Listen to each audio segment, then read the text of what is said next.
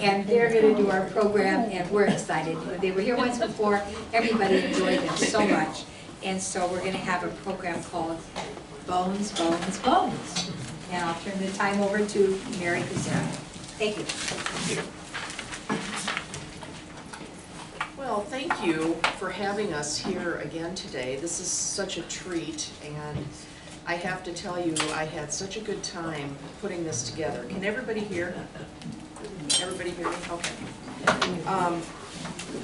Yes, Spooky Hidden Iowa. Now, I do have to warn you, there are a couple slides with bones, with real human bones, so if anyone is really squeamish, you know, you might want to close your eyes during those slides. But they aren't too terrible because they're pretty much ancient skeletons, which makes them less terrible, I guess. A few weeks ago, oh, there we go. There's our graphic. Thank you, Dave. That is wonderful. Okay, next one. A few weeks ago in May, there were some human bones found near Sebula by the Evergreen Cemetery. Now, what do you do when you find bones and you think, oh my gosh, I think these are human? Well, the right thing to do is what happened up there, and that is they called the police, and the police came out and looked at this jumble of bones that had been apparently dumped near the back road of Evergreen Cemetery, and they decided to call the state archaeologist. So the state archaeologist came in, and eventually, there was some digging conducted and sifting and whatever it is archaeologists do. I don't really know. But they took them back to the state archaeologist's office. And when Bonnie and I talked about this, when I met Bonnie and Don, we both agreed, you know, that could happen to anybody. You could be digging your garage or your retaining wall, and suddenly here's a big heap of bones. So what do you do about that? What is the right thing to do about that? What is the wrong thing to do? Is there a right or a wrong thing to do?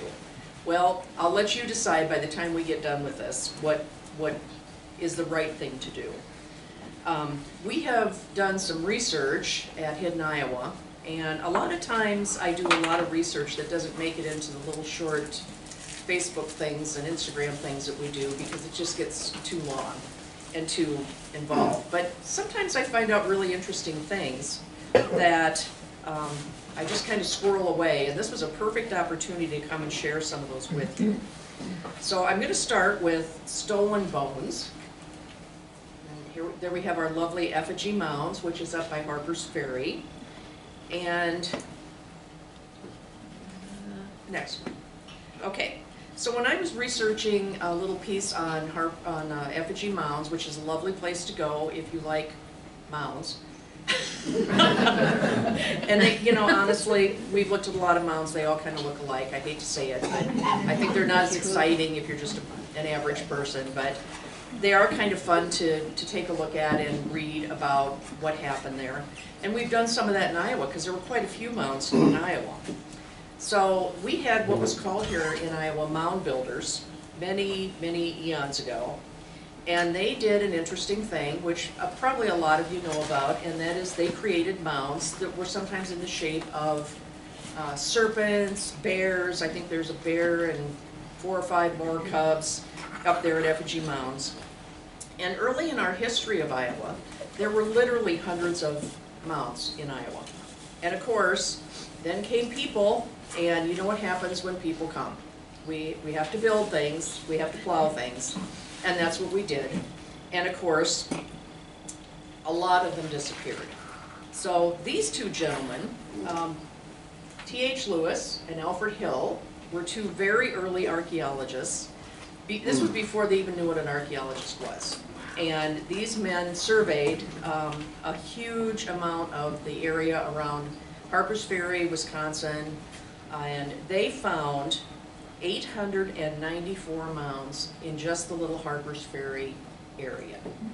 Now, if you've ever been up there, it's not a huge area, and 894 mounds is about one every place you put a foot. So they mapped those, they were meticulous about them. Mr. Hill's journals, I believe, are up in Minneapolis at their historical society. And you can actually, if you were inclined, go up there and read those journals and see all the very delicate maps that he drew and all the places where the mounds were. So you don't hear much about these two gentlemen. What you hear mainly about is a person whose name is Ellison Orr. And Ellison is the archaeologist who gets credit for a lot of the effigy mounds work.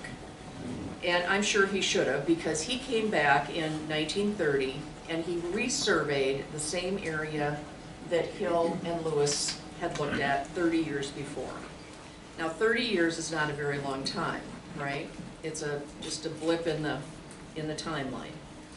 Well, he found not 894 mounds, he found 20. So people, and I'm not sure exactly who got alarmed over this, but somebody did, and said, oh, this is terrible. We probably shouldn't just be obliterating these things because we really don't understand them. And maybe we should preserve them and take a look at what this was all about. So that was the beginning of Effigy Mounds National Park. It's a national monument, actually. And that was created in 1949. In 1976, Iowa, here's a big first for Iowa. We have some that are just amazing, and this is one of them.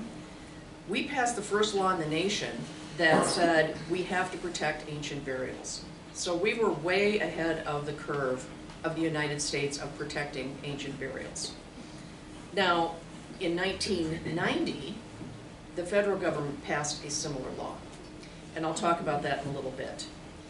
But Iowa was the first, and it was brought to Iowa's governor, I think it was Governor Robert Ray at the time. It was brought to him by a Lakota woman who was just distressed that whenever Indian bones were found, they were just, what did they do with them? Jettisoned sometimes, lost.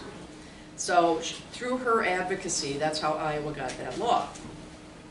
Now, one person who knew a lot about ancient bones was a gentleman named Thomas Munson.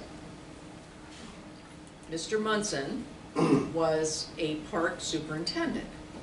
Now, the job of a superintendent is caretaking, right? I mean, if you're the superintendent, say, of the Smithsonian, the things in the Smithsonian are not yours. They are the country's. They are our national heritage. Somehow, Mr. Munson, I don't know if he got confused about the federal law in 1990, but he decided to take all the human bones from effigy mounds and take them in trash bags and cardboard boxes to his garage. Now, I don't know if he got confused about the law and thought, oh, someone's going to come and snatch these. Maybe he did, but he probably, should have known better, because even if it wasn't a federal law, stealing things from a national park is wrong. I won't even pick a leaf up in a national park because, you're not supposed to. One person takes a leaf, 10,000 people take a leaf, your park is gone. So I think he knew that, taking them home was maybe not the best idea, but he did it, and he, in that case, violated what's called NAGPRA, which is the Native American Graves and Repatriation Act. Now, just for clarity, repatriation basically means you got to give it back. If you have something that does not belong to you and it's repatriated, it goes back to the people who it was supposed to be with in the first place. So how did that all get discovered? I had to dig pretty hard to find the story. I don't think the national park is especially proud of this story, although it did turn out okay in the end. When he did this, he had a clerk in his office, her name was Sharon, and he ordered her to, she hadn't been there very long, kind of new, he ordered her to get all the human bones in their collection, gather them together, and bring them to his office. He then said, complete a report on these, and museums number every bone. There's little numbers, so she put that whole big report together, and then he said, I want you to mark this as abandoned. Well, she did, and he was asked numerous times by various people, where have those remains gone? He denied knowing anything. Well, nothing moves very quickly, and you'll see that in this story, these stories. This happened in 1990, and by 2011, which is 21 years, Sharon decided that was probably not the right thing to do. Don't rush into it now. And she started having second thoughts, and she turned into a whistleblower. The investigation was reopened by the National Park Service, and over 2,000 fragments of men, women, infants, and children were discovered in Mr. Munson's garage. Well, Mr. Munson by that time had gotten a little bit of the old Alzheimer's disease, and he wasn't really clear about what had happened and how it happened and the whole thing, which, you know, is unfortunate because nonetheless he was still in trouble. He was charged by the federal government with violating NAGPRA, and that's under the statute that human remains of any ancestry must at all times be treated with dignity and respect. He got into kind of a lot of trouble. He was charged and sentenced to a year probation, 10 weekends in jail, 100 hours community service, $108,905 restitution, and a $3,000 fine. The next picture, this is the state attorney who charged him. On this side is the representative of the Meskwaki tribe, who is not looking too happy, and then other officers of the court. And part of his plea deal was he had to apologize.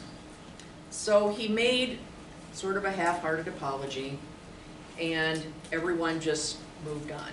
The bones were repatriated, they were sent back to the tribes, and actually that giant fine that he had to pay, the $108,000 plus, was to clean and recatalog those bones.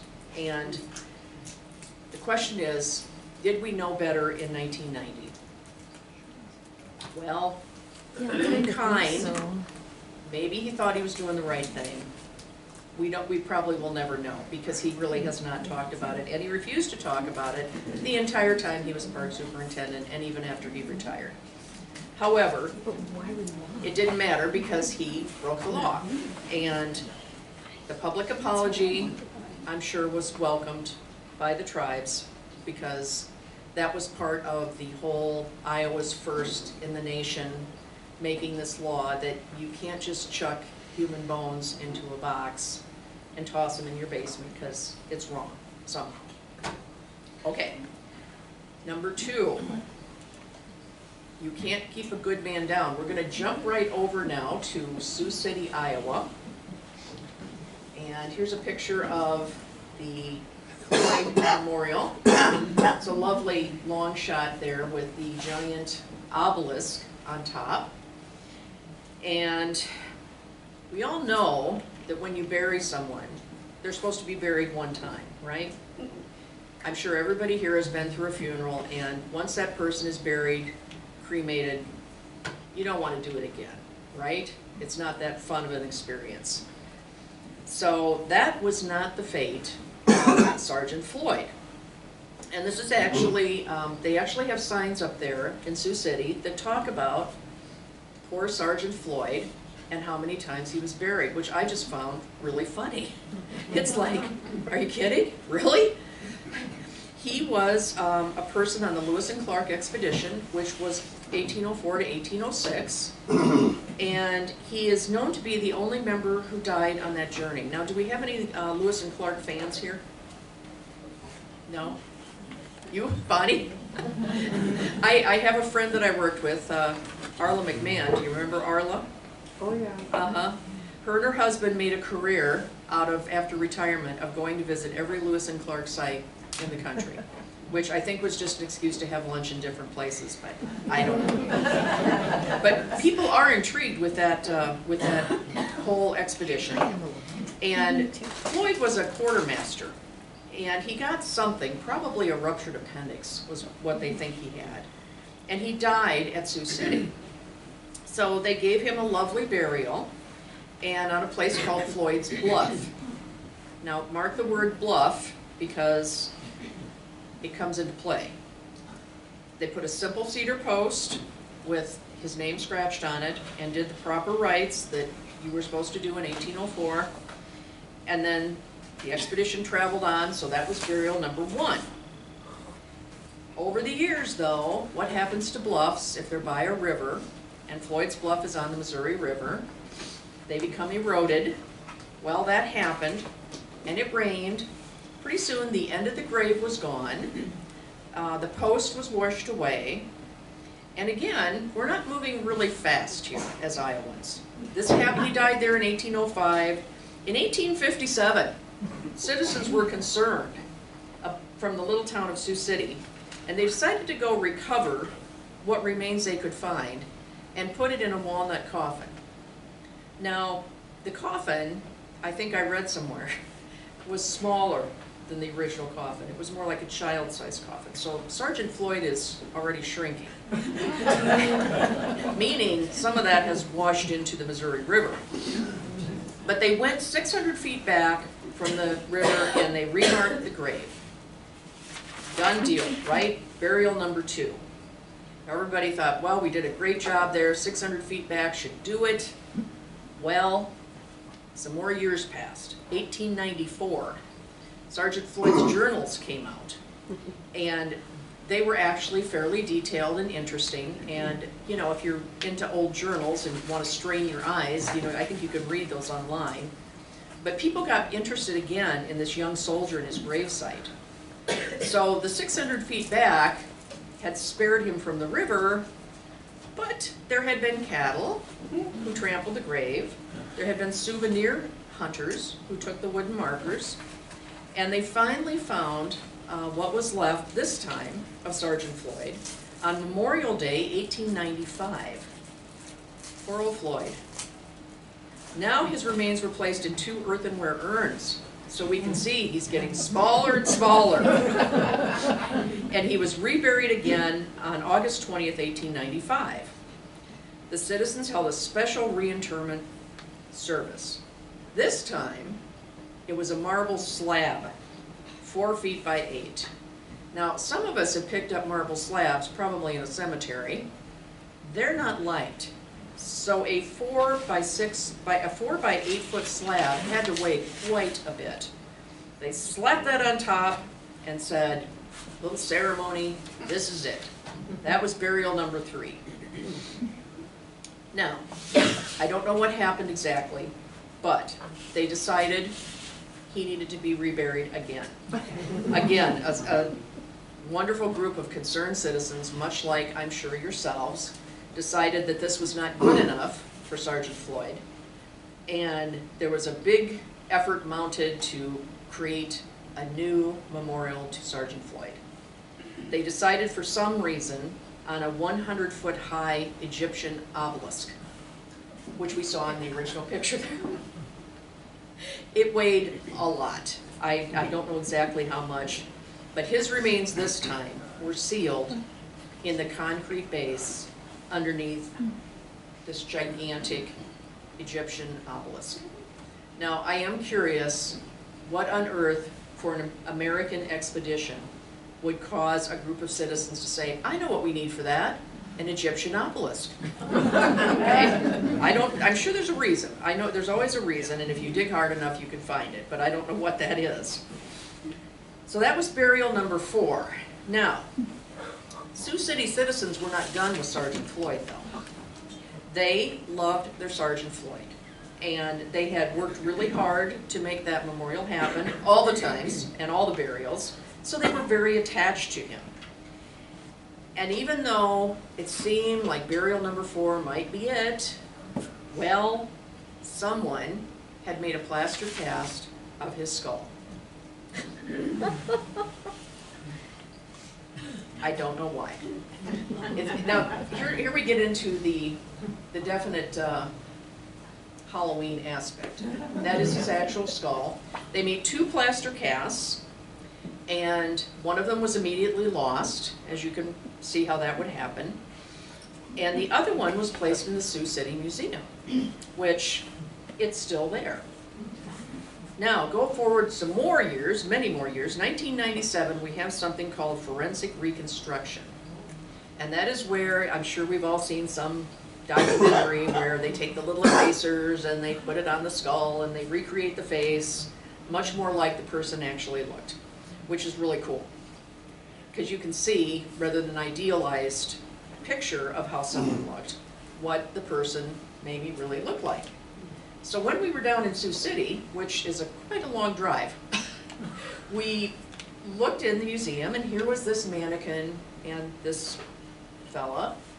And you know, you go to museums and they have mannequins dressed up in period costumes, and I'm like, oh, that's really cool. Didn't think too much about it. Come to find out, his skull and his forensic reconstruction was placed on a mannequin in that museum. So that is probably really what Sergeant Floyd looked like. Now that I know that, I'm tempted to go back out and take another look at that, because that is just really cool. It's really him. And they get to keep Sergeant Floyd forever, in one way or the other, even though, you know, I don't know how big those last 2 urns were, what they buried in that concrete, but I'm thinking he was probably down to, what, baby food jar sized on? I guess it doesn't take much to rebury somebody. Wouldn't fit in yours. Is that a question? Good point. Yeah, why did, she just said it didn't fit in the urn, but they didn't bury the skull? You know, I don't know if it was disheveled, I mean, crushed up, or, and it didn't say how big the urns were either. But that is a good point, yeah. Because it sure looks like it's in one piece there, doesn't it? Go back one. Yeah, it did. Yeah. Yeah, is that really a skull? I If don't they know. were earthenware, they could have been really, They could have been big, yeah. yeah, it could have been a big urn. yeah. But the point was, it was far from the size of his initial burial, which I guess happens. Okay, on to number 3. Headless Bones, Mines of Spain and Julian Dubuque. Now, has anyone been up to the Mines of Spain? Okay. I lived in Iowa my entire life. I had never been to the Mines of Spain. I'm embarrassed to admit that. I didn't even know what it was, actually. And we had an awful time finding the entrance to the place. Drove around, we have the GPS, we have the phone and all that, and it's like, where is this place? But we finally got in there, and it's quite a beautiful place. This is one of Dave's pictures. That's the turret built there to memorialize Julian Dubuque's grave. And he's got his plaque. He's actually buried inside of that turret. And again, you know, here we have Julian Dubuque, who was a trapper in the early 1780s, so we're back really far now, 1780s. And he is memorialized with an English turret. What were we doing there? I don't know.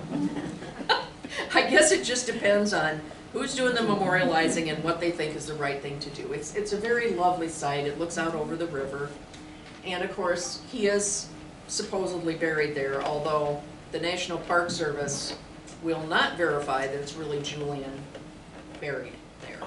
They said, you know, their application to be a park said, well, it could be him, could be somebody else, which is a little disconcerting, but pretty much everybody in the community thinks it's Julian Dubuque, so I guess that's okay. He came to above Catfish Creek near the Mississippi River, and he forged big bonds with the local Meskwaki and Sac tribes. He eventually married Chief Piasta's daughter, Petosa, who I understand is related to Roger. You're back to the top. Where's your address, Roger? I'll verify. Okay, get that DNA out. Now, he died in March of 1810, and he was buried with tribal honors where the current monument is. It was nearly inaccessible, and the grave was both ignored and looted. And it wasn't until 1833 when the local village was named after him. Now, Julian Dubuque never set foot in Dubuque because Dubuque wasn't actually really there. But nonetheless, they decided he was their standard bearer. And just for a minute, though, I want you to think about the interesting thing of this French trapper becoming really good friends with a local Indian. That is like, you know, this wasn't just different languages, which we all struggle with at certain times. This was a completely different culture. This would be like somebody flying in from the moon and saying, hey, let's be buddies. Completely different culture. But these two men became friends. They became such good friends that Julian married Chief Piasta's daughter, and her name was Batosa. And he had a son with her and a couple other children. And after that was all over and he was buried, we thought only he was buried there. But I'm getting to the Indiana Jones part of the story. Now, when they named the village in 1833, Iowans started talking about maybe we should have a memorial. You know, cattle are trampling all over that grave, people are digging stuff out of it. Well, they didn't rush into it. In 1897, which is more than 60 years later, they decided a memorial would be a good thing. That's a long time to think about it, but they did. But of course, to do this, they had to dig the old grave up. And when that started, local collector Richard Herman was on hand. Now this is 1897. Here's a picture of Mr. Herman. Fine looking fella.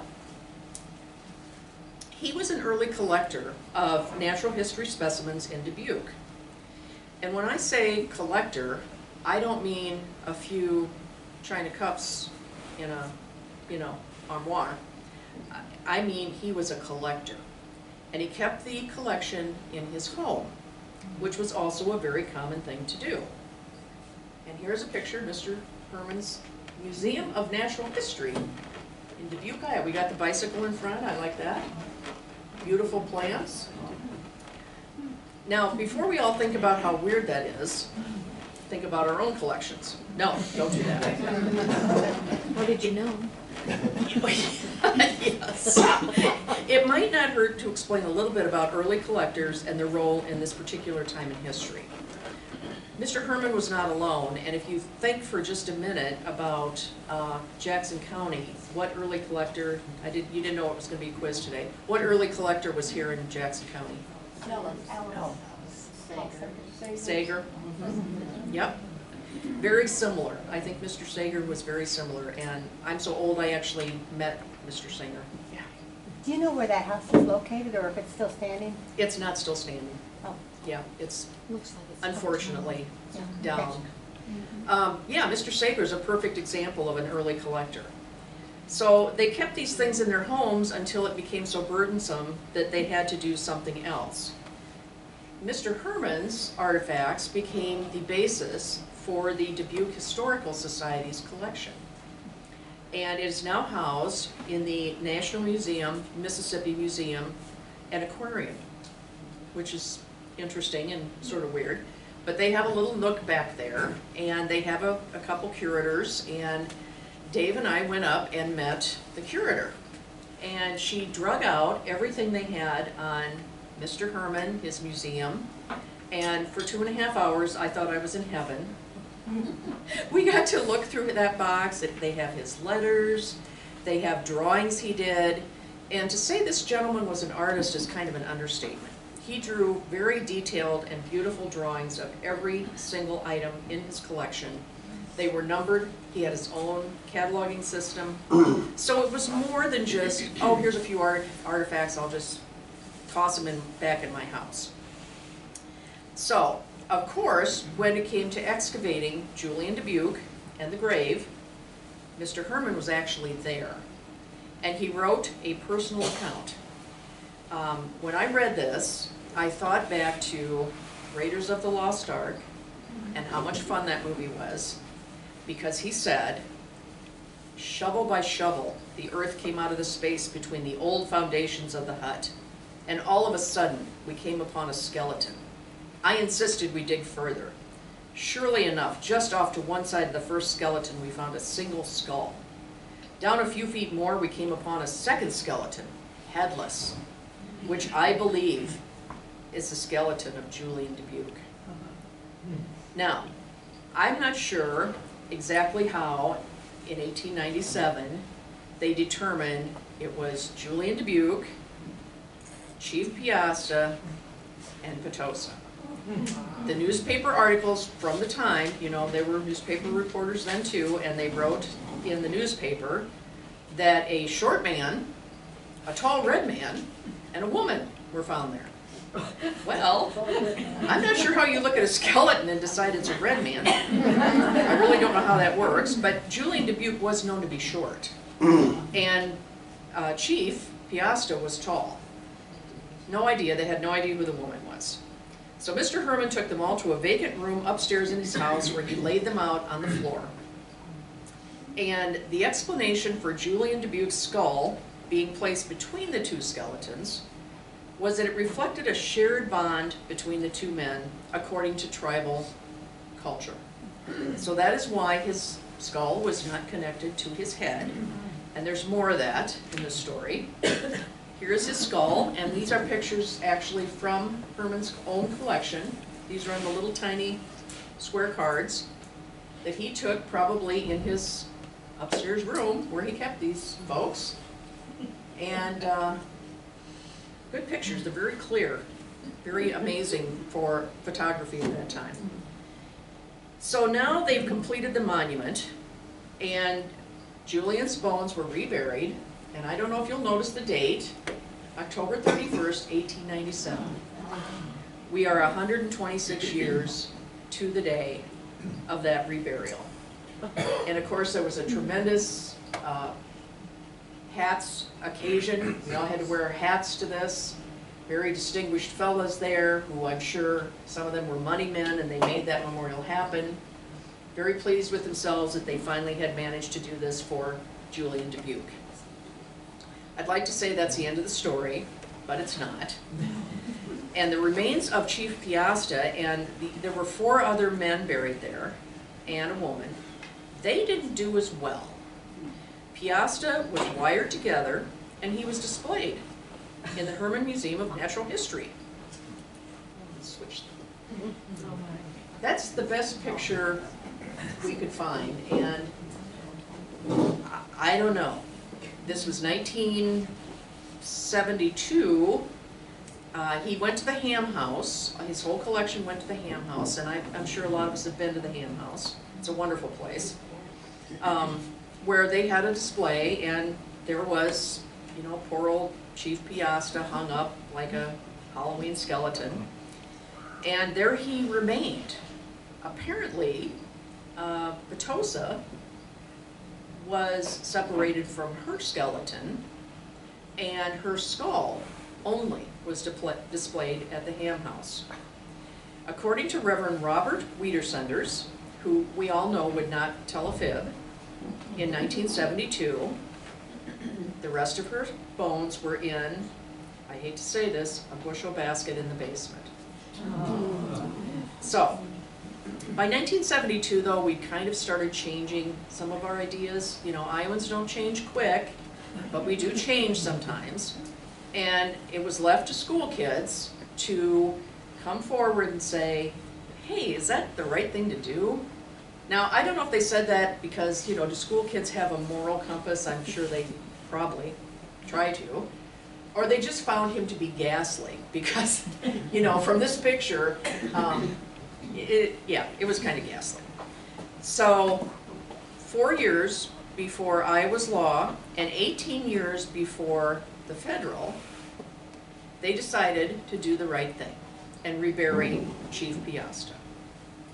Now, what about those other folks? What about poor Potosa?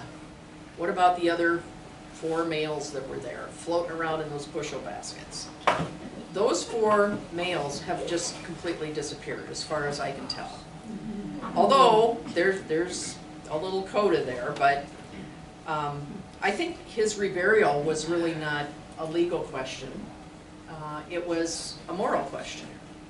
They thought it was the right thing to do, and to put him up close to Julian, because the men were such good friends. And this is his stone, and whatever they thought was left of him after the hanging in Ham House and the endurance contest in the Herman Museum, they put there and did a little ceremony, and it was really quite a lovely ceremony. They decided to try to, amazingly, get a hold of the Meskwaki tribe and see what they thought about a reburial. Well, they got a hold of a gentleman whose name is Lewis Mitchell, Chief Lewis Mitchell, and he suggested that Piasta probably had full Indian honors when his first burial occurred. But he did want to be there. So he was there at the reburial, and he spoke some words, and there was, of course, dignitaries and important people who attended, and he was reburied then in 1973, which, the one thing that the chief said, there was a lot of press coverage of this at the time. And the one thing the chief said that just really jumped out at me was, you know, people were discussing why wasn't he buried, you know, all the ramifications, blah, blah. He said, you know, I want people to just consider the friendship, the relationship between these two. I want you to stop and think about that for a minute.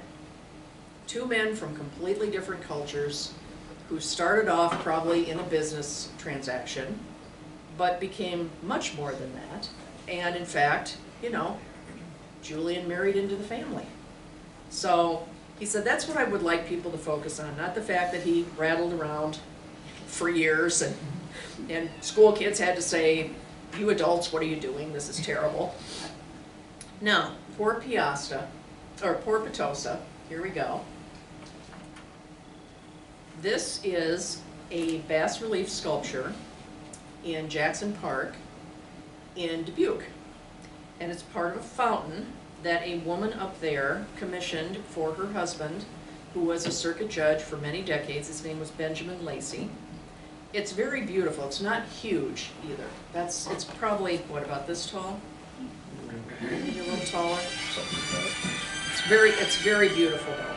And it was done by the guy, I think his name is Cronell, who did the sculpture of Sacagawea in the Capitol Rotunda.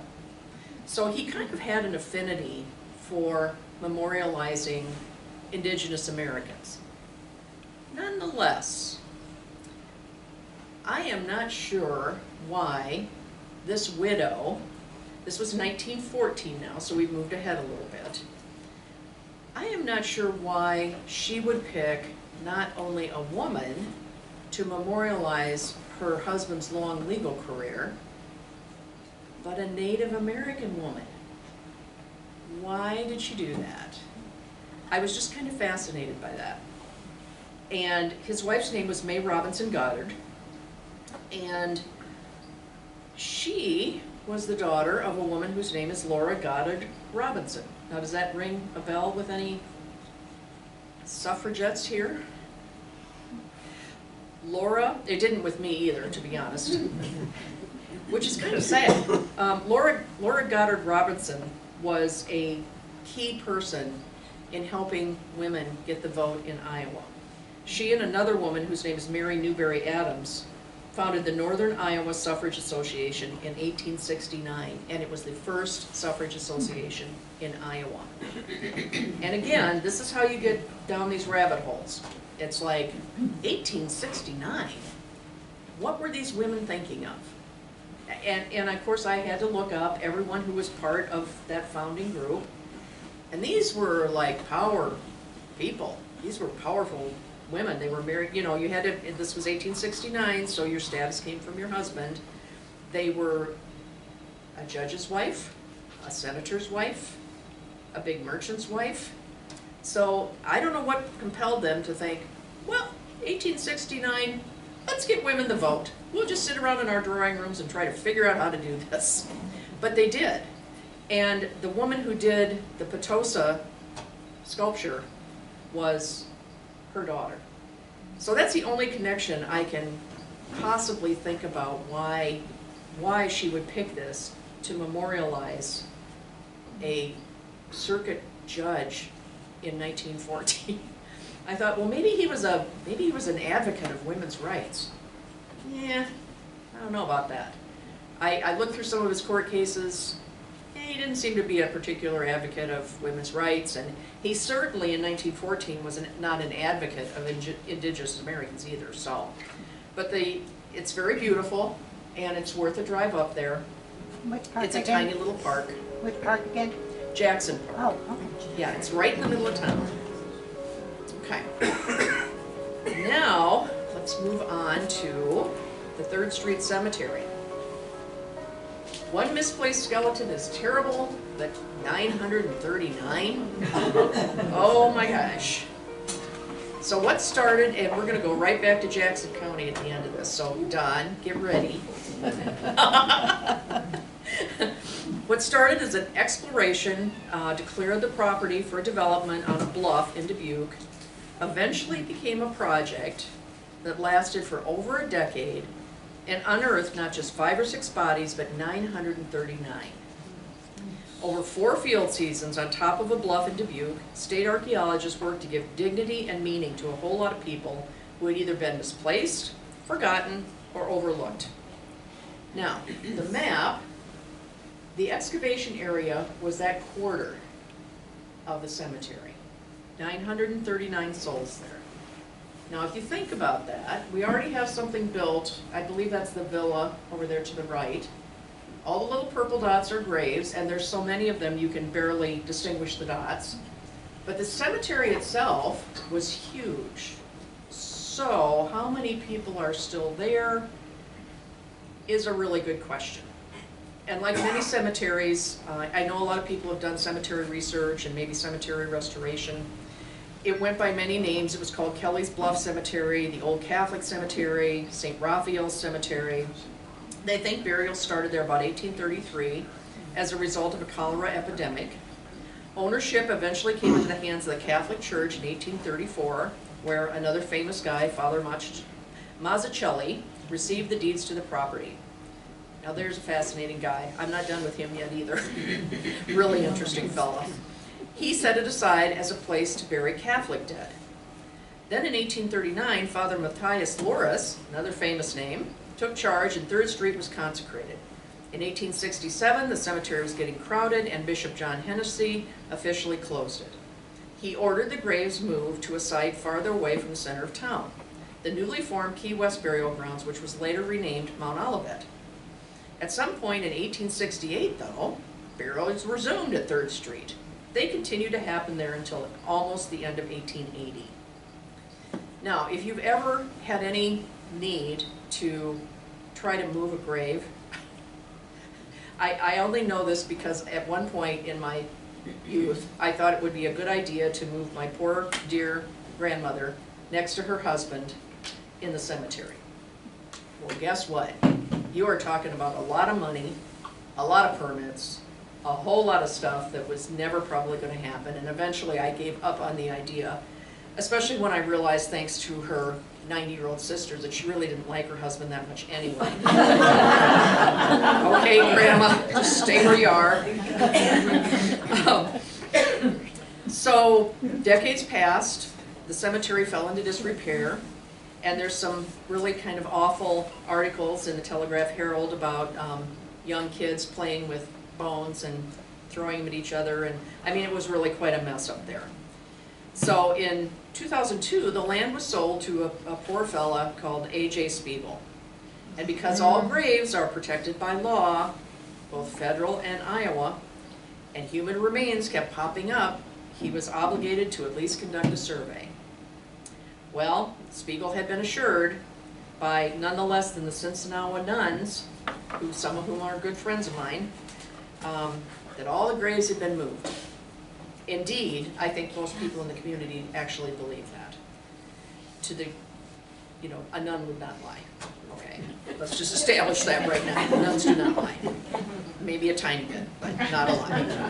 So the survey started in 2007, and along with it came the unpleasant surprise that there were lots of people buried. People were very close together.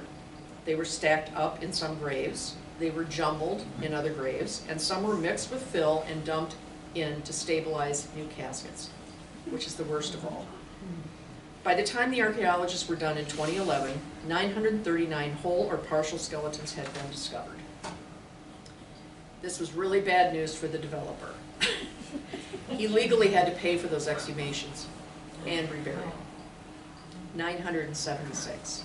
It came to a little under $1 million cost. He tried futilely to recoup his losses, and he even sued the sisters. Now, Dubuque is heavily Catholic, and I'm not even a Catholic, I'm a Lutheran, and I thought that was terrible. Suing the sisters, well, he didn't get anywhere. The condominium never got built, the legal snarl went on for years, and the excavations continued. When they did this excavation, next one, they cataloged every single thing that they found. Every casket handle, every little bolt, every scrap of fabric, every skeleton, everything. And they photographed it, and eventually it was all reburied. The remains were reburied at the 3rd Street Cemetery section of Mount Olivet, which we drove up and took a picture of. And then we had lunch. Oh wait, we don't have Mount Olivet? No. Oh, Dave, oh no, well, we don't have that. Well, we did, we drove up there, and they had a nice, they had a priest there, he did a nice little service, and the thing that I thought was really cool though, and this probably relates to anybody here who has ever looked for a lost family member. Genealogy, we love them, I love it. Well, they went to genealogists in Dubuque because sometimes they had like a tiny fraction of a casket marker. They had something that gave them a date, and they went to these solid folks, a lot like you guys here, who had spent years looking for obituaries, cataloging them, taking them to their local historical society, probably thinking sometimes, why on earth am I doing this? But you know what? There's a good reason to do that, because thanks to them, they were able to identify a couple of families positively. One of them was the family of William Murphy. He and his wife Cecilia, his daughter Mary Corcoran, and her daughter were all buried in 3rd Street. Mr. Murphy was a bricklayer who the obituary described as a kind bricklayer. I don't know exactly what that meant, but it was not a bad thing. They conclusively figured out that that was who was buried there and his wife. And it was actually just thanks to dedicated people like yourselves who do a great job trying to help other people find their lost relatives. Now, I did bring this today. And the reason I brought it is because in the back of this book is an index where we have everyone that they are sure was buried at that cemetery. And it's alphabetized by last name, so if any of you have a missing relative up in that direction and would like to look at this index before we go, feel free, or you can email me and I'll look it up for you. But it's quite a long, they did a pretty good job. It's pages, pages and pages of people that they figured out were buried there. And thank you, genealogists. Now, how did that happen? How did we lose all those people? I think community opinions are funny things. And obviously, we've had a couple demonstrations here of how long it takes Iowans to think things through and get some momentum going. It sometimes takes us a while, but we get there to the right place eventually. But once an idea takes a hold, it can be almost impossible to uproot it. I think this is what happened with the 3rd Street Cemetery. When 1868 came around and the bishop said all the graves should be moved, people assumed that everyone did it. Well, because I tried to move a grave, I know how much that costs. And I'm sure a lot of families just said, wow, we can't do that. We aren't gonna be able to do that. So they stayed there. The neglect went on for years. You know, kids were throwing human bones at each other. Crosses deteriorated. Tombstones were stolen or used for foundations. And families died out and moved away. By the 1950s, what looked like a deserted cemetery was assumed to be really deserted. Now that brings us back to Jackson County, where we started. And how did I meet Bonnie and Don?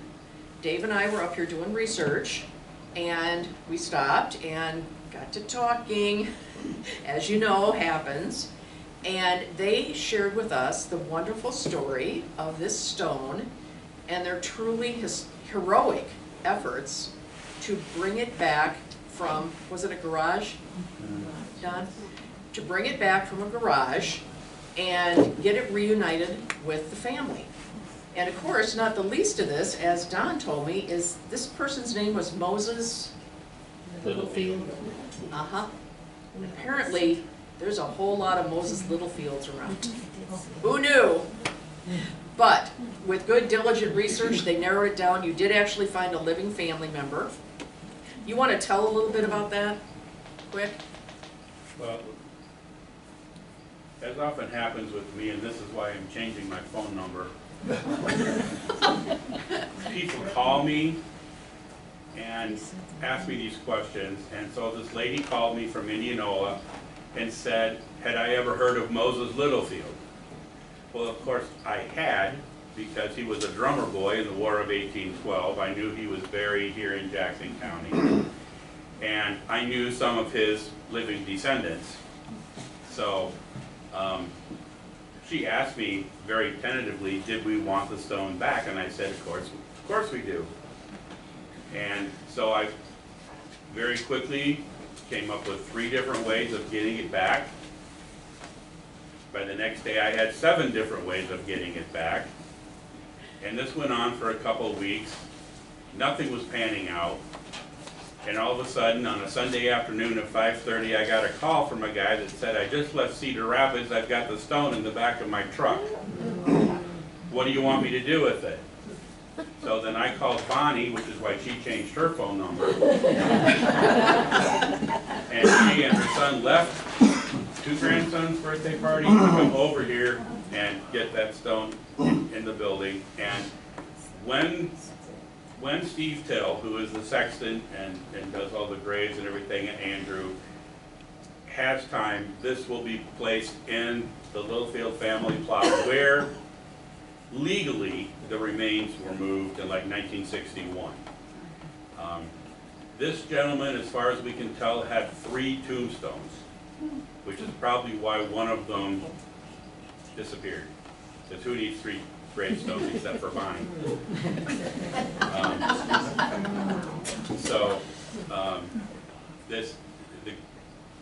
Steve has already come look at it a couple of times. We know where this gentleman's legally remains are buried, and it will be put there as soon as time allows. Can we just have a little applause for the heroics? There's nothing more heroic than leaving a grandson's birthday party. He was a drummer boy in the War of 1812. Wow. That's pretty awesome. Now, why does it matter?